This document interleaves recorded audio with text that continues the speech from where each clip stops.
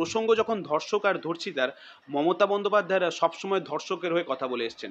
সেটা আজকে আরজিকর হোক, সেটা পার্কস্ট্রিট কাণ্ড হোক, সেটা কামদুনি হোক, মমতা বন্দ্যোপাধ্যায় জাস্টিস দেবেন না। সিবিআইয়ের কাছ থেকেও এখন আমাদের আশা অনেকটা কমে যাচ্ছে। আমরা একদিকেই তাকিয়ে আছি, তাহলে সুপ্রিম কোর্ট। রাজ্য কোনো অ্যাকশন নিচ্ছে না। সিবিআই থেকে আমরা কোনো পদক্ষেপ সেভাবে দেখতে পাচ্ছি না। দুর্নীতি বলো, শিক্ষায় দুর্নীতি বলো, স্বাস্থ্য দুর্নীতি, থ্রেড কালচার, ট্রিপল চুরি, চাল চুরি, সব কিছু মিলিয়ে মানুষের যে একটা ক্ষোভ ছিল সেটা এক জায়গায় মিশেছে যখন ওই অভয়া কাণ্ডটা ঘটলো। এবং মানুষের সেই ক্ষোভটা এই উপনির্বাচনের থ্রু দিয়ে হয়তো বেরাতে পারতো, কিংবা আনা হয়েছে বিশেষ স্প্রে, খুন করা হবে শুভেন্দু অধিকারীকে। অর্জুন সিং এর এই মন্তব্য নিয়ে তোলপাড় রাজ্য রাজনীতি। জোকার একটা, মানে অর্জুন সিংকে মারার জন্য তো আমি দেখছিলাম ভোটের আগে কিছুদিন আগে অর্জুন সিংকে লোকাল কোন একটা ছেলে বন্দুক চালিয়ে মারার চেষ্টা করেছিল। তো ওকে মারার জন্য রাশিয়া থেকে রাসায়নিক আনতে হবে না। হতে পারে যদি শুভেন্দু অধিকারীর ক্ষেত্রে যদি শুভেন্দু অধিকারী কথাটা বলতো তাহলে হয়তো একটু আমি সিরিয়াসলি নিতাম। একে আমি সিরিয়াসলি খুব একটা নিই না, কারণ যে মদন মিত্র হাতকে কেটে দেওয়ার হুমকি দিচ্ছিল সেই মদন মিত্রের কাঁধে যে হাত দিয়ে ঘুরতে পারে, তো এ লাইফে অনেক কিছুই করতে পারে। তো একে আমি সিরিয়াসলি নিই না। আর যদিও কখনো দেখছেন মৃত্যুর কোনো ভয় আছে তৃণমূল কংগ্রেসের থেকে, তাহলে ওই দলে ঢুকে যাবেন। আমি এবারে এটাকে একদম নস্যাৎ করছি না যে তৃণমূল কংগ্রেস মেরে দেওয়ার চক্রান্ত করতে পারে না ইত্যাদি ইত্যাদি, তৃণমূল কংগ্রেস করতে পারে। কিন্তু ব্যাপারটা হচ্ছে অর্জুন সিংকে মারার জন্য এতটা খরচ তৃণমূল কংগ্রেস করবে না, ওরা একটু হিসাবই। বললাম যেমন কিছুদিন আগে আমি দেখেছিলাম অর্জুন সিংকে মারার জন্য ওর গাড়িতেই নাকি ওর কোনো কোনো একটা লোকাল নেতাকে মারার জন্য গাড়িতে গুলি করেছিল, অর্জুন সিংয়ের বাড়ির সামনে বোম পড়ে। তো ওই সব দিয়েই অর্জুন সিংকে ধমকানো যাবে, অর্জুন সিংয়ের জন্য এতটা খরচ তৃণমূল কংগ্রেস করবে বলে আমার মনে হয় না।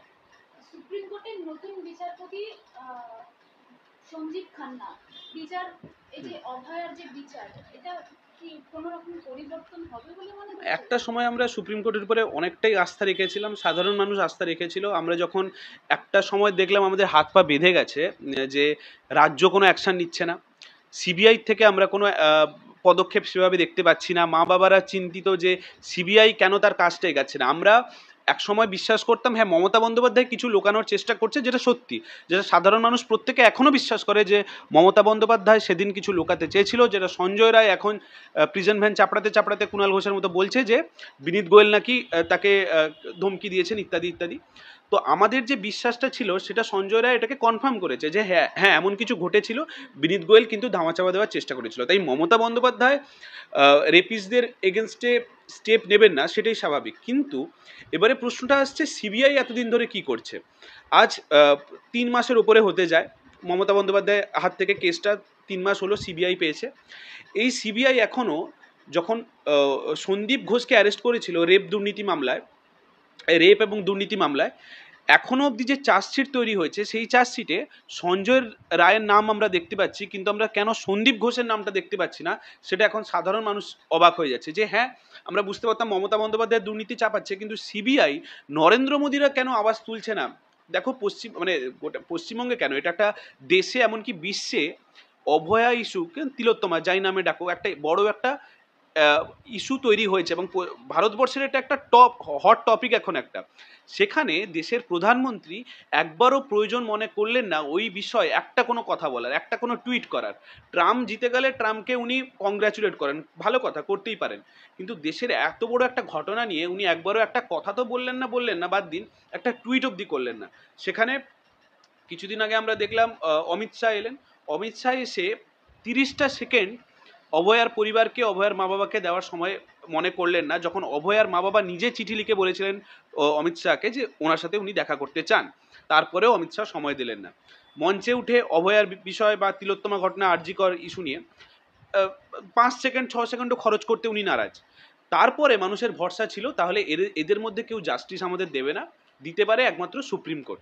সেই সুপ্রিম কোর্ট দিনের পর দিন কেসকে ডিলে করতে থাকে। আমরা চন্দ্রচূড়ের সময় দেখলাম, জাস্টিস চন্দ্রচূড়ের সময় 6বার বা 7বার মনে হয় কেসকে পিছিয়ে দেওয়া হয়েছিল। সাধারণ মানুষের ধৈর্যের বাঁধ কিন্তু ভেঙেছিল। সাধারণ মানুষ যদি সিবিআইয়ের বিরুদ্ধে আন্দোলন করতে পারে, মমতা বন্দ্যোপাধ্যায়ের বিরুদ্ধে আন্দোলন করতে পারে, সুপ্রিম কোর্ট যদি জাস্টিস না দেয়, সময় যদি জাস্টিস আমরা না পাই, সাধারণ মানুষ কিন্তু সুপ্রিম কোর্টের বিরুদ্ধে আমি বলছি না, সুপ্রিম কোর্টে যেন বিচারটা তাড়াতাড়ি দেয় তা নিয়েও কিন্তু সাধারণ মানুষ রাস্তায় নামবে। তাতে কিন্তু দেশের যে আইন ব্যবস্থা তাতে কিন্তু একটা বড় কালি লাগতে পারে বলে আমার বিশ্বাস। তাই আমি মনে করব এবং আমি আশা করি নতুন যে জাস্টিস এসছেন সঞ্জীব খান্না, তিনি খুব তাড়াতাড়ি আমাদের জাস্টিস দিবেন। সাধারণ মানুষ তাকিয়ে বসে আছে, পশ্চিমবঙ্গের মানুষ কিংবা ভারতবর্ষের মানুষ এই ইস্যু নিয়ে তাকিয়ে বসে আছে। মমতা বন্দ্যোপাধ্যায় জাস্টিস আমাদের কোনোদিন দেবেন না, কারণ আমরা দেখে এসেছি প্রসঙ্গ যখন ধর্ষিতা আর ধর্ষকের, মমতা বন্দ্যোপাধ্যায় সবসময় ধর্ষকের হয়ে কথা বলে এসেছেন। নিজেও স্বাস্থ্যমন্ত্রী, সেখানে তো দুর্নীতি তো আমরা দেখেছি। হ্যাঁ, সেক্ষেত্রে তো অনেককেই আনা হচ্ছে না। দেখো, যখন সঞ্জয় রায়, খুব সম্ভবত নাম, হ্যাঁ সঞ্জয় রায়, যখন বললেন যে বিনীত গোয়েল ওনাকে ধমকি দিয়েছেন ইত্যাদি ইত্যাদি, বা ডিপার্টমেন্টের অনেকে ধমকি দিয়েছেন, তারপরেও সিবিআই, এটা তো এমন নয় যে সঞ্জয় রায় শুধু সাধারণ মানুষকে এই কথাটা বলছেন প্রিজন ভ্যান থেকে। আমার বিশ্বাস সঞ্জয় রায় এই কথাটা সিবিআইকেও বলেছে যে বিনীত গোয়েল ধমকি দিয়েছেন, পুলিশ ডিপার্টমেন্ট ধমকি দিয়েছেন। তারপরেও আমি বলছি না বিনীত গোয়েলকে সাথে সাথে অ্যারেস্ট করতে হবে, আমি বলছি বিনীত গোয়েলকে একবার ডেকে সিবিআই একবার ইন্টারোগেট করতে পারছে না যে সঞ্জয় রায় যে কথাটা বলছে সেটা সত্যি কিনা, আপনি সত্যি ওনাকে ধমকি দিয়েছিলেন কিনা। যাই হোক, স্বাস্থ্যমন্ত্রী তাকে ডাকা হচ্ছে না, বিনীত গোয়েলকে ডাকা হচ্ছে না, এবং যে কথাটা আমি বলছিলাম, প্রসঙ্গ যখন ধর্ষক আর ধর্ষিতার, মমতা বন্দ্যোপাধ্যায়রা সবসময় ধর্ষকের হয়ে কথা বলে এসছেন। সেটা আজকে আরজিকর হোক, সেটা পার্কস্ট্রিট কাণ্ড হোক, সেটা কামদুনি হোক, কখনো ছোট্ট ঘটনা, কখনো সাজানো ঘটনা, কখনো পার্কস্ট্রিট কাণ্ডে রেপ ভিকটিমকে প্রস্টিটিউটের সাথে তুলনা করে এই ঘটনাটাকে ছোট করে দেখানোর চেষ্টা করেছেন। তাই মমতা বন্দ্যোপাধ্যায় জাস্টিস দেবেন না, সিবিআইয়ের কাছ থেকেও এখন আমাদের আশা অনেকটা কমে যাচ্ছে। আমরা একদিকেই তাকিয়ে আছি, তাহলে সুপ্রিম কোর্ট, এবং আমাদের আশা জাস্টিসটা আমরা তাড়াতাড়ি পাবো, এবং সাধারণ মানুষ সেটার দিকে তাকিয়ে আছে। আমার শেষ প্রশ্ন, 24-এর উপনির্বাচনে সিপিএম এর অবস্থানটা কি? এটা সেভাবে কিছু বলা যাচ্ছে না, আমি বিশেষজ্ঞ নই, আমি বলতে পারবো না। এবং আমার মনে হয় একটা অভয়াকাণ্ড নিয়ে মানুষের যে ক্ষোভ আছে, সেই ক্ষোভটা কোথাও না কোথাও একটা সব জায়গায়, মানে শুধু অভয়াকাণ্ড নয়, আমি বলছি 2011 সালে যা যা দুর্নীতি আমরা দেখছি, আমরা পার্থ চ্যাটার্জির সময় 50 কোটি 60 কোটি টাকা কাউন্টিং চলছে, তখন রীতিমতো বাঙালিরা রাত জেগে সেলিব্রেট করছে যে একটা মানুষের বাড়ি থেকে এতগুলো টাকা বেরোতে পারে, ওটা দেখছে টিভিতে বসে। খাদ্য দুর্নীতি বলো, শিক্ষায় দুর্নীতি বলো, স্বাস্থ্য দুর্নীতি, থ্রেড কালচার, ট্রিপল চুরি, চাল চুরি, সব কিছু মিলিয়ে মানুষের যে একটা ক্ষোভ ছিল, সেটা এক জায়গায় মিশেছে যখন ওই অভয়াকাণ্ডটা ঘটলো।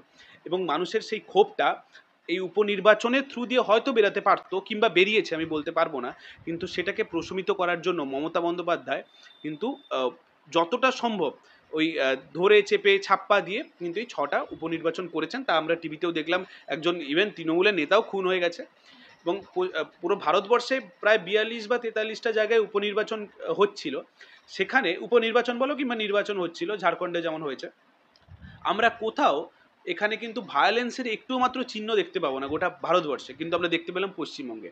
তার কারণ মমতা বন্দ্যোপাধ্যায় চাইছেন না 2026-এর আগে এই যে উপনির্বাচন, যেটাকে আমরা ওয়ার্ম আপ হিসেবে মমতা বন্দ্যোপাধ্যায় দেখছেন এবং সাধারণ মানুষের একটা ওয়ার্ম আপ হিসেবে দেখছে 2026-এর, সেই ওয়ার্ম আপে মমতা বন্দ্যোপাধ্যায় যদি একটা বড় মার্জিনে জিততে না পারেন, তাহলে 2026-এ এইটা প্রমোট করতে পারবেন না, এইটা সাধারণ মানুষের সামনে বলতে পারবেন না, দেখো তোমরা তো অভয়ানের রাস্তায় নেমেছিলে, তিলোত্তমনের রাস্তায় নেমেছিলে, তারপরেও সাধারণ মানুষ আমাদের পক্ষে আছে, তাই আমরা এই এত লাখ মার্জিনে জিতেছি, এত হাজার মার্জিনে জিতেছি। এই কথাটা বলার জন্যই কিন্তু এই ধরে চেপে মানুষকে ভোট দিয়েছেন। এবং আমার বিশ্বাস এটা সাধারণ মানুষের যা ভোট বেরাবে সেটা তো আমরা মেনে নেবই, সেটাতে না মানার কিছু নেই, কিন্তু 2026-এর গল্পটা অন্য হবে বলেই আমার বিশ্বাস। সেটা সিপিএম হোক, বিজেপি হোক, কংগ্রেস হোক, বিভিন্ন দল, আইএসএফ হোক, সবাই একজোট হয়ে যদি এই তৃণমূল কংগ্রেসের দুর্নীতির বিরুদ্ধে আগে আমরা লড়তে পারি, সেটাই আমাদের মেন লক্ষ্য হওয়া উচিত। তারপরে দেখা যাবে কে ক্ষমতায় আসবে, কে আসবে।